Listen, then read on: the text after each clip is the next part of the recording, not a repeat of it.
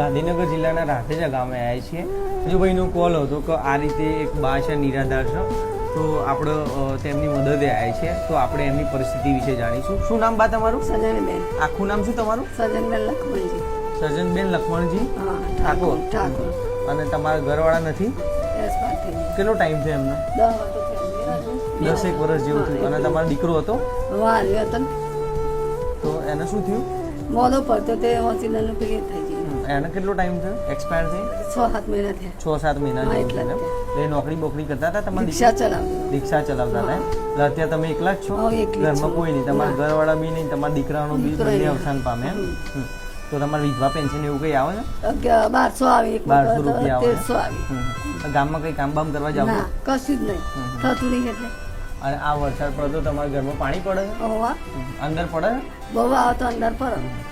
તો આ 1200 રૂપિયા તમને જે આપો આ વિધવા પેન્શન, એમાં તમારે થઈ રહે ઘર ચાલે કે? તો થોડું લાગે એટલે થઈ. થોડું થોડું ચાલે? ચાલે.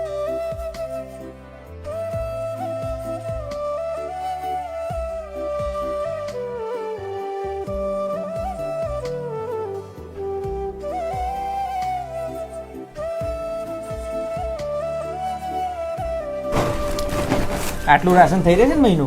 થઈ થઈ રહેશે? ખુશ ને? તમારે બીજી કોઈ જરૂર હોય તો અમે આવતા મહિને આવીશું, તમારા માટે લેતા આવીશું. આવતા દિવાળી પહેલા અમે આવી જઈશું. જાય.